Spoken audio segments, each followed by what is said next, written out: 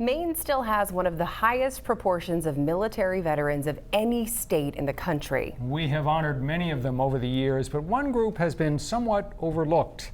207's Don Kerrigan is here with that story. Don? Hi, Rob and Sam. The Korean War, 1950 to 1953, involved more than 1 million American service members.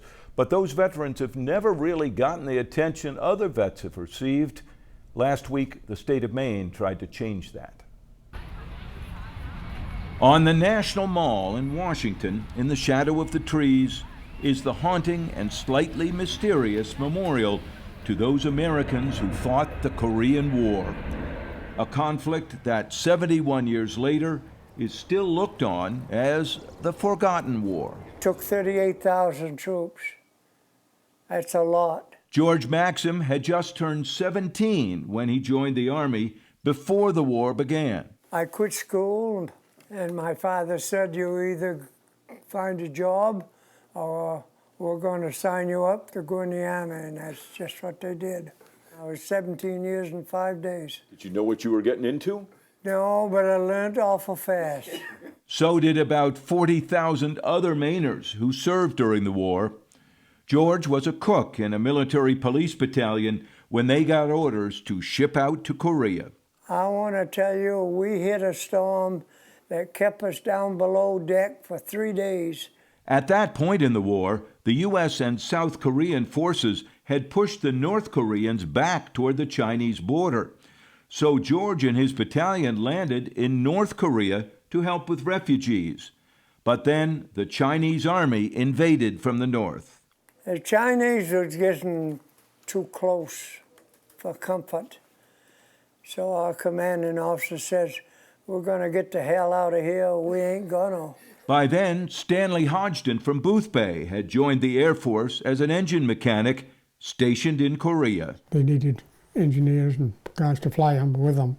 So I went for them I was on flying status, but I wasn't a pilot or anything. Flying C-47s like this on regular shuttle missions between Korea and Japan. Because there was 3 of them, and they took turns going from Korea to Japan, back and forth, steady. Oh, really? And people, that big general or something would come, we'd have to take them up to the front lines and stuff all that.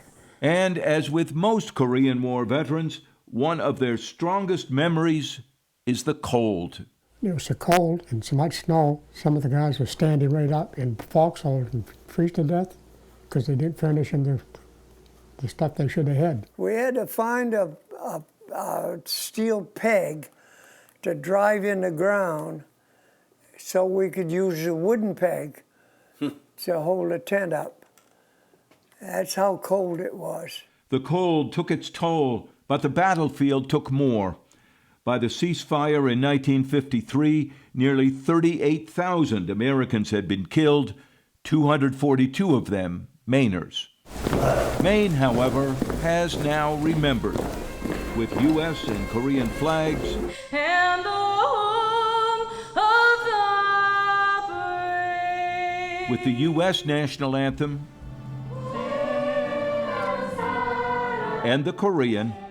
15 veterans of that war and 36 families of departed veterans gathered at the State House to mark the 71st anniversary of the end of the Korean War. Your husband, your brother, your fathers, and your grandfathers faced unimaginable challenges. The Korean Consul General came from Boston to offer personal thanks. It is greatest honor for me and for all the Korean people standing in front of you. But I cannot express enough thanks and respect with any words. Just to say thank you.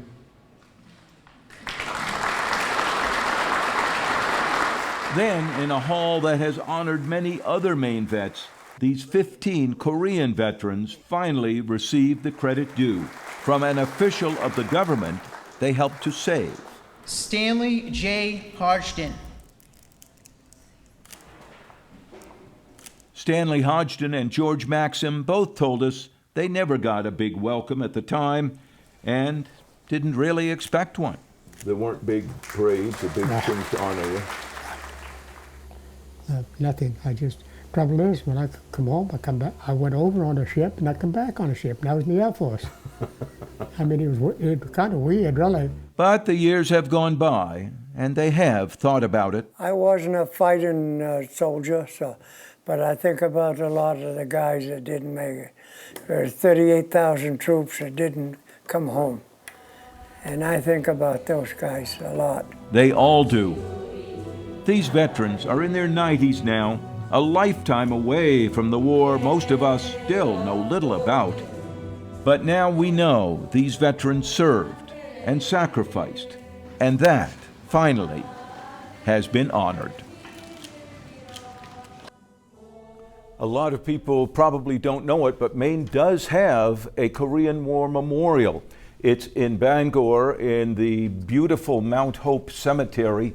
The memorial was built with donations of money and materials and labor provided by the Maine National Guard. It's right there in honor of those 242 Mainers who died and the 40,000 who served. And a lot of those Korean War veterans from Maine have gone down to Washington, D.C. as part of Honor Flight. Yes. You've reported on them numerous times, Don. Yeah, yes.